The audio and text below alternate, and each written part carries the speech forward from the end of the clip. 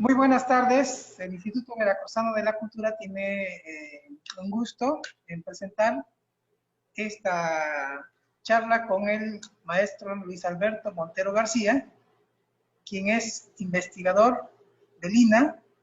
Él tiene una maestría en Historia y Etnohistoria por la Escuela Nacional de Antropología e Historia, la ENA, y es autor y coautor, así como coordinador de varios textos sobre sus principales líneas de acción, de investigación, perdón, que tienen que ver con la industria azucarera, la cultura ganadera, el ferrocarril y la Revolución Mexicana en el estado de Veracruz.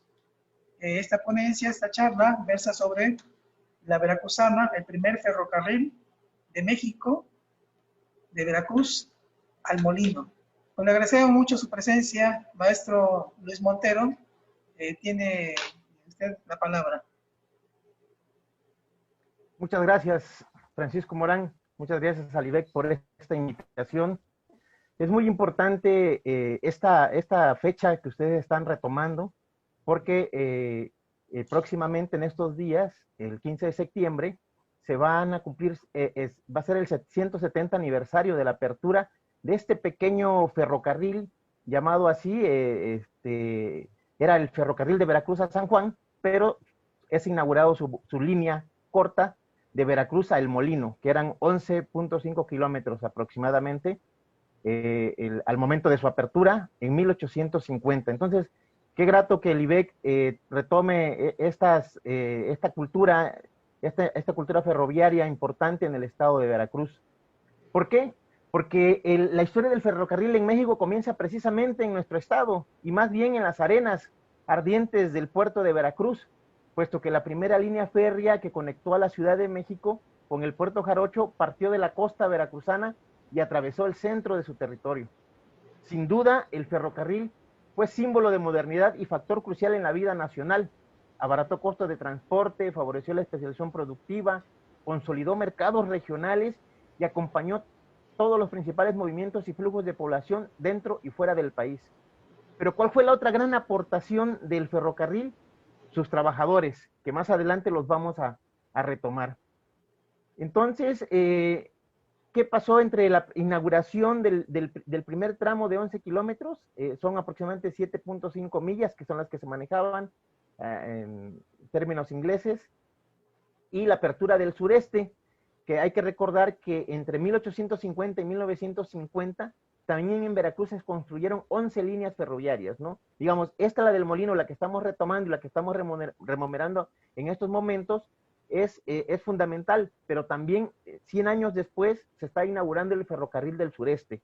Y las otras líneas son, que muchos conocemos, y otras que son poco conocidas, como el ferrocarril mexicano, el Alvaradito, el interoceánico, el ramal Aguascalientes-Tampico del Central, el Nacional de Tehuantepec, el Piojito, el de Veracruz al Pacífico, Veracruz al Istmo después de 1907, el Huatusquito, el Cobos Furbero y Magosal de la Vía Corta Tampico, ¿no? Junto con el sureste que ya había mencionado.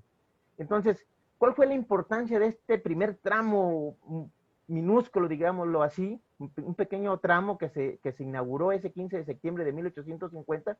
Pues es más que nada, radica su importancia en la ruta hacia el mar, hacia el comercio marítimo, la importancia que tenía el puerto de Veracruz como único puerto de entrada a nuestro país, todavía a mediados del siglo XIX, y recién haberse independizado, ¿no? 30 años antes ya nos estábamos independizando, pero bueno, fue un largo trayecto para poder concretar este sueño ferroviario. Entonces, México se va a ver inundado por escritos que saltaban el beneficio de la comunicación ferroviaria entre la Ciudad de México y Veracruz. Entre ellos va a haber un escrito de 1833, otro de 1851. El primero hablaba de que se podía construir un ferrocarril de Veracruz a la Ciudad de México por tracción animal, y el de 1851 que era posible hacerlo por vapor. Entonces, digamos, México ya estaba en el concierto de las naciones para poder construir su propio ferrocarril. Entonces, vamos en este lapso de la construcción de esta línea y la apertura con la máquina, la locomotora, que se llamó la Veracruzana, vamos a tener dos concesiones. Una primera es otorgada en 1837 al prominente ministro de Hacienda, comerciante y hacendado español Francisco Barrillaga. Pero, desde luego, con tanta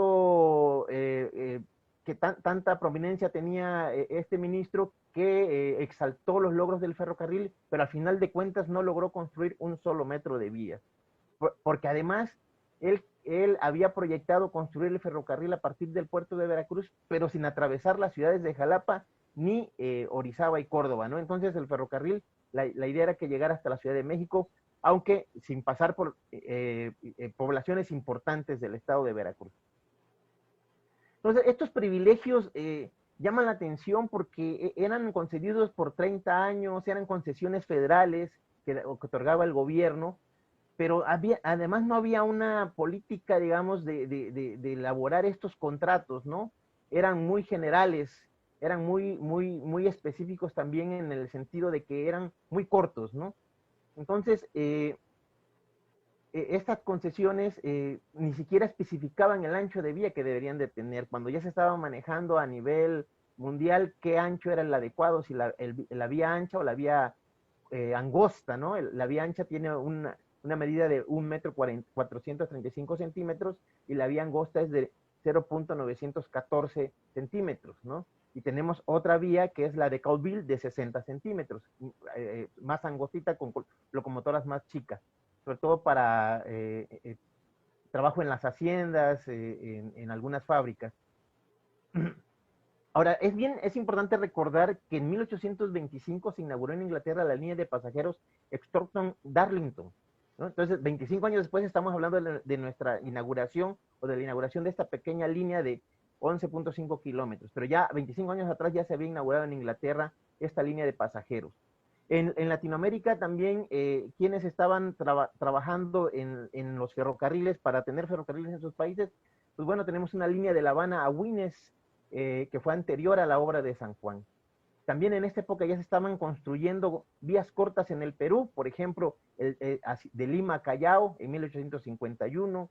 En Chile tenemos el Caldera o Copiapo en 1851 también, y en Brasil de Barão Mau a la Serra de Mar en 1854. Entonces ya también Latinoamérica ya estaba impulsando sus propios ferrocarriles. Sin duda Estados Unidos pues iba a la vanguardia y ya tenía varios kilómetros construidos, varios miles de kilómetros construidos. Pero aquí lo importante era englobar por qué México está en este concierto de las naciones con la construcción de los ferrocarriles. Ahora bien, hay una segunda concesión que es otorgada en 1842, la primera fue en 1837, y la otorgó el general Antonio López de Santa Anna a la Comisión de Acreedores al Camino de Perote a Veracruz. Esta fue la segunda concesión que sí va a materializar su cometido para lograr un tendido de vía. Entonces, esta comisión estaba representada por los acreedores del Consulado de Veracruz, el cual había hecho préstamos para las mejoras de los caminos. Pero ¿qué hizo la comisión de acreedores? Pues buscó a alguien, un concesionario, un tercero que construyera la línea, ¿no? Ellos tenían otro trabajo, tenían otras preocupaciones y le delegaron a un tercero la construcción del camino. Entonces, la concesión quedó en completa, los acreedores quedaron en completa libertad de realizar el proyecto como lo consideraban conveniente. Por eso les decía yo que aquí no hay términos específicos, porque no se mencionaba el ancho de la vía, las especificaciones de construcción, ni siquiera los plazos para concluir la obra, ¿no? Entonces, el constructor tenía toda la libertad para poder ejercer la construcción. Entonces, en este momento es importante también resaltar la relevancia que va a tener Santa Anna, ¿no? en estos contratos, porque él, aparte de ser el presidente, en su momento también va a ser el propietario de las haciendas muy cercanas al puerto de Veracruz, que todos conocemos, que son Santa Fe y Manga de Clavo, ya hacia el centro del estado. Y pues también vamos a contar con el Lencero. Él también era propietario de la hacienda Lencero, ya cerca de Jalapa. Entonces, aquí él firma un contrato con la compañía para que todos los materiales que requiera, que todos los materiales que necesite para su construcción, sean sacados de sus haciendas, ¿no? Entonces aquí ya también vemos una cuestión política y por lo mismo el autor del ferrocarril mexicano, Chapman, cuestiona que el proyecto del ferrocarril se haya beneficiado en lo más mínimo por el arrendamiento de esas tierras dadas, otorgadas por Santa Ana, ¿no? Entonces, vamos a ver que prácticamente no se ocupó nada de ello, aunque sí fue pagado, desde luego, ¿no? Sí se le pagó. Y entre 1842 y 1852 recibió aproximadamente 8,000 pesos, ¿no? Por todo este arrendamiento. En fin, esto va a conllevar a que las obras se inicien el 30 de noviembre de 1842, 6 meses después otorgada la concesión. Y bueno, pues aquí vamos a ver los primeros pasos, ¿no? Sobre todo, los ingenieros que participaron fueron varios, entre ellos José Faure hizo el levantamiento de la ruta. Este era comerciante y transportista de origen francés. Un segundo director del proyecto fue José Olivier, quien tuvo dificultades con los propietarios a lo largo de la ruta, sobre todo por los precios de la tierra, ¿no? Ya aquí también va a haber una cuestión comercial, la importancia que va a tener el trayecto del ferrocarril por el paso de propiedades, ¿no? Algunos van a estar de acuerdo, otros no, y otros van a querer vender a precio de granja, ¿no? Entonces, es importante esto. El trazo de la ruta iniciaba con la ubicación de la estación principal, justo al suroeste de la muralla. De aquí en línea recta hacia el sur, doblaba al oeste en el cerro de Casademata, volviendo al norte en el cerro del Molino de Viento hacia el Claro de San Juan. Digamos, este es como el trazo inicial y en el mapa que se va a mostrar ahí se va a ver claramente cómo estaba diseñado este trazo. Al año siguiente, en junio de 1843, ya había 2 kilómetros de terracería y estaban listos para recibir los rieles. Entonces, digamos, se fue avanzando poco a poco en esta construcción. Ya empezaron a llegar los materiales rodantes de Inglaterra, principalmente eran de origen inglés, todos estos materiales que se estaban en un principio, y se trajeron del extranjero, y en un primer momento los técnicos eran de Bélgica. También se trajeron durmientes y ciprés de la Luisiana para los durmientes. Tuxpan también contribuyó con madera para hacer durmientes. Y bueno, ya en 1845 la vía ya tenía una longitud de casi 6 kilómetros de terraplén construidos. Todavía no estaba, digamos, el tendido de los rieles. Pero sin embargo, la construcción del ferrocarril va a sufrir considerables daños durante la invasión norteamericana. En los 2 años del 46 al 48, realmente la construcción se detuvo porque la estación y el granero fueron destruidos totalmente, ¿no? Además había guerrilla de mexicanos y contra los gringos, entonces esto también, de alguna manera fue afectada la línea. Entonces, lo que estamos remodelando precisamente es este primer tramo que fue inaugurado el 15 de septiembre de 1850 con la locomotora belga La Veracruzano. Y además lo hicieron los acreedores del camino de este ferrocarril porque en el ámbito nacional se estaban cuestionando por qué se estaban tardando tanto en la construcción y por qué estaba saliendo tan costoso a la nación la construcción de este pequeño ferrocarril de 25 kilómetros que iba a salir de Veracruz, extramuros, a Paso de San Juan, hacia la ruta hacia Jalapa, hacia el norte. Era el trazo que se estaba. Entonces, en medio de toda esta alarguía y todo este análisis que hay de los oponentes a este ferrocarril, el propietario, la compañía decide inaugurarlo precisamente ese 15 de septiembre de 1850. Entonces, la Veracruzana constaba, así fue bautizada al momento de que el cura llega al andén y empieza a hacer los arreglos de agua bendita y bueno, la bautizan como la Veracruzana. Constaba con 6 ruedas, una adaptación belga del tipo de la patente de Stephenson para carga pesada y trayectos cortos. Esta máquina había sido ensamblada en Veracruz, digamos, vino en barcos, pero tuvo que ensamblarse en la estación, en la estación misma que se estaba construyendo para las máquinas, ¿no? Y el maquinista belga realizó con éxito la primera prueba de la locomotora en el patio de la estación un mes antes. De hecho, hay un cartel muy bonito que también se transmitirá para que donde la comisión y el contratista publicaron este cartel para conmemorar esa precisa ocasión, ¿no? Esta fecha memorable. Entonces, en este momento de 1850 era presidente José Joaquín Herrera, quien nombró a Miguel Palacios gobernador de Veracruz como representante, pero no pudo cumplir el encargo por enfermedad. El cólera morbus estaba azotando nuestro país y seguramente no pudo asistir. Y el gobernador de Veracruz tampoco se manifestó enfermo y no lo logró tampoco llegar. Entonces, el asistente con mayor rango fue José Emparan, el jefe político del cantón de Veracruz. A esta inauguración de este pequeño tramo con esta locomotora veracruzana, la locomotora la veracruzana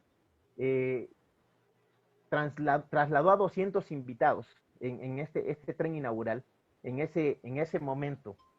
Antes, el viaje duró 18 minutos y a una velocidad media de 40 kilómetros por hora.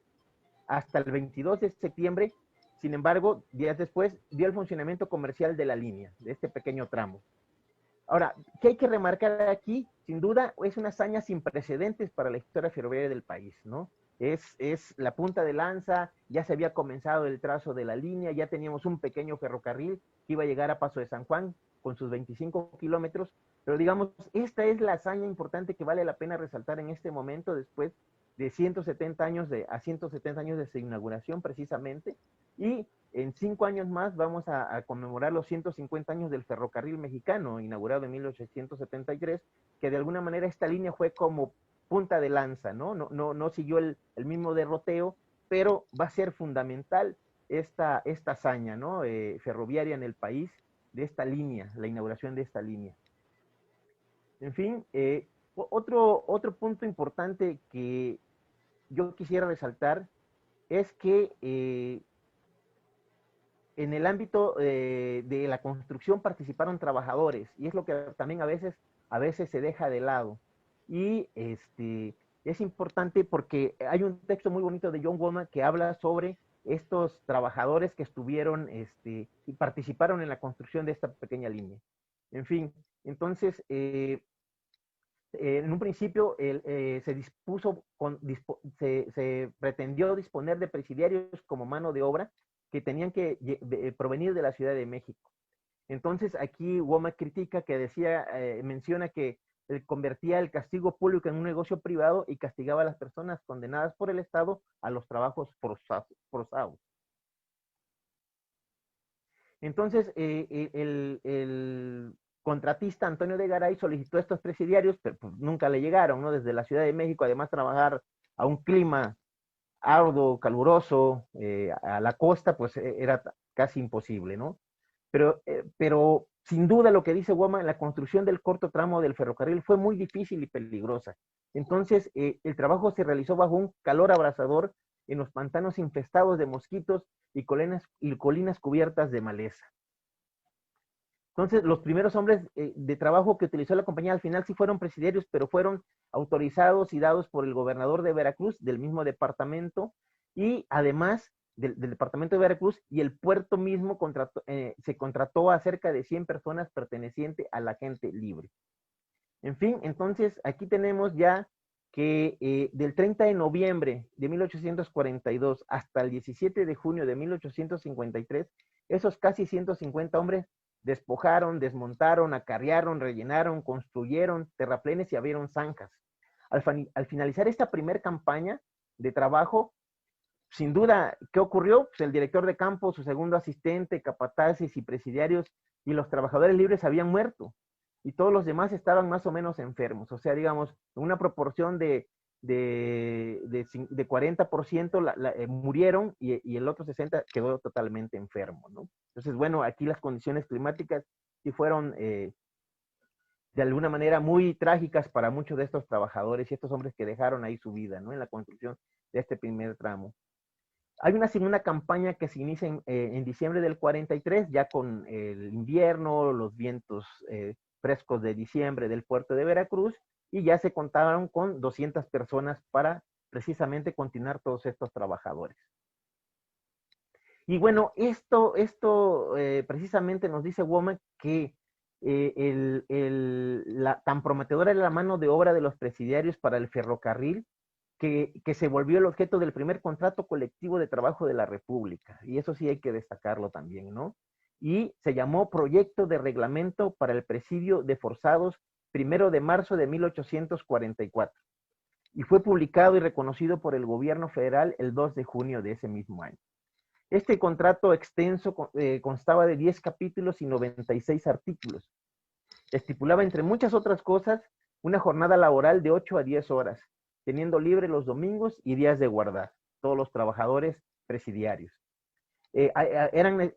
Las plegarias eran obligatorias en la mañana y en la tarde, se tenía que rezar el rosario 3 veces a la semana, y había misas, tenían que asistir a misa y clases de catecismo los domingos estos trabajadores presidiarios.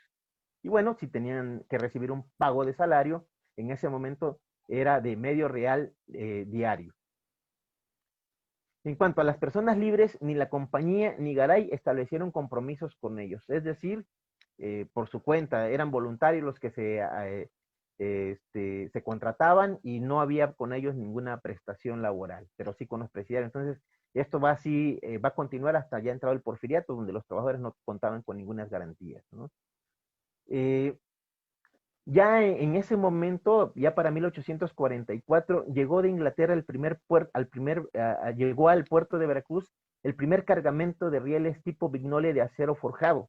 Y llegaron sillas de hierro fundido y clavos.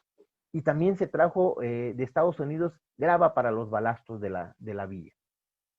Una tercera campaña arrancó en noviembre de 1844 y la compañía dispuso de 500 hombres entre el puerto y San Juan, que se ocuparon de descargar material proveniente de Inglaterra, construyeron depósitos para la estación, desmontaron, rellenaron, construyeron puentes y alcantarillas, en fin, y es una labor ardua, cansada, pesada, que además casi no se deja ver, ¿no? Casi no se menciona en los textos que se ocupan de estos primeros tramos de vías, ¿no? Que sí es importante destacarlo, ¿no? El trabajo de estos hombres. Entonces, ya en este año precisamente de 1844 empiezan a llegar los ingenieros técnicos de Bélgica. Es importante también señalar que ya al año siguiente, en 1845, los trabajadores instalaron un muelle flotante traído desde Nueva Orleans, y desde ahí continuaban con los trabajos, descargando partes prefabricadas para la estación, sala de máquinas, el taller de reparaciones, durmientes, la grava estadounidense, y llegó el primer material rodante y los 22 carros, ¿no? Que venían de Nueva Orleans precisamente. Entonces, tenemos que las primeras construcciones que hicieron estos trabajadores, tanto presidiarios como libres, fueron la estación permanente, que consta de 3 edificios, y que en uno de los mapas que hay de la época se puede apreciar precisamente las 3 líneas de estos 3 edificios que también se mostrarán. Y una estación temporal en Paso de San Juan. Es importante señalar que la estación de Paso de San Juan, todavía hay algunos restos de esta estación.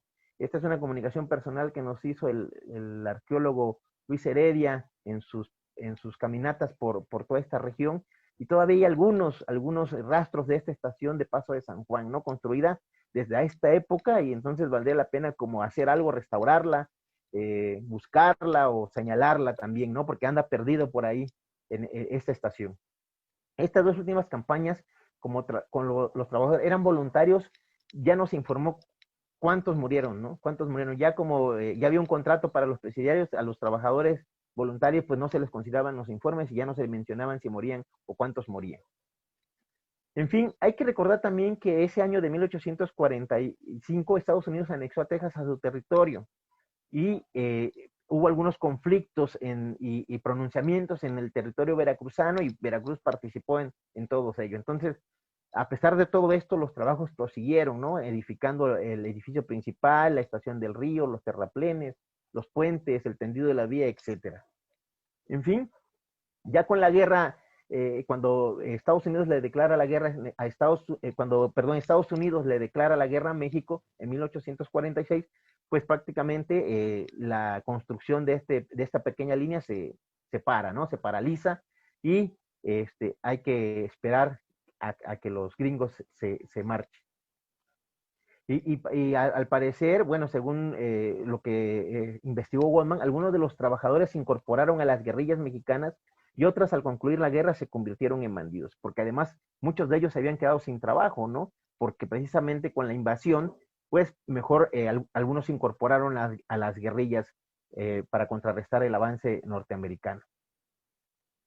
Entonces, en este lapso de 2 años se detuvo la construcción, pero se retomó en 1849 y ya con pocos hombres, porque en ese momento la guerra había disminuido totalmente la mano de obra, ¿no? Muchos habían abandonado los lugares de los campamentos y se habían fugado. Por lo tanto, aquí es el otro ingrediente principal de trabajadores que van a venir y van a venir de la península de Yucatán y van a ser trabajadores mayas que se van a emplear para la construcción de este ferrocarril. En fin, para redondear esto, finalmente, aquí en esta pequeña línea trabajaron juntos jarochos, mayas, gringos, irlandeses y belgas en este trazo, ¿no? Entonces, conjuntaron sus esfuerzos y lograron de esa forma, en 1850, el 15 de septiembre de 1850, la inauguración de este pequeño tramo. Y bueno, en este momento también el cólera estaba azotando a Veracruz y pues bueno, la disminución de los trabajadores fue considerable también. En suma, ¿qué queremos dar a entender, a conocer con esta segunda parte de la exposición sobre los trabajadores? Es que la compañía también había creado un cuerpo especial de trabajadores, compuesto por ferrocarrileros, carpinteros, obreros metalúrgicos del ferrocarril y ferroviarios. En fin, esta es importante señalar esta inauguración el 15 de septiembre de 1850, pero también que fue con la participación de todos estos hombres que se logró la construcción de esta pequeña línea que llegó hasta Paso de San Juan años después, ¿no? Ya es otra historia, son otros concesionarios, pero lo importante era destacar en este momento la inauguración de esta línea en 1850. Pues qué interesante charla el maestro Luis Alberto Montero nos ha dado respecto a esta veracruzana, que era una máquina belga, el primer tren de México en 1850. Y bueno, muchas veces no sabemos, la mayoría de la gente obviamente que no sabe acerca de esto, y es muy importante, y agradecemos mucho al maestro Luis Alberto Montero sobre esta charla, que nos viene a dar mayor información sobre la importancia de Veracruz en la edificación de lo que conocemos como México. Le agradecemos mucho, maestro Luis Alberto Montero, muchas gracias por su participación. Muchas gracias a ustedes, muchas gracias a Livec por esta invitación y que tomen en cuenta estas fechas que son significativas para el cuestión ferroviaria del país. Gracias. Gracias, buenas tardes.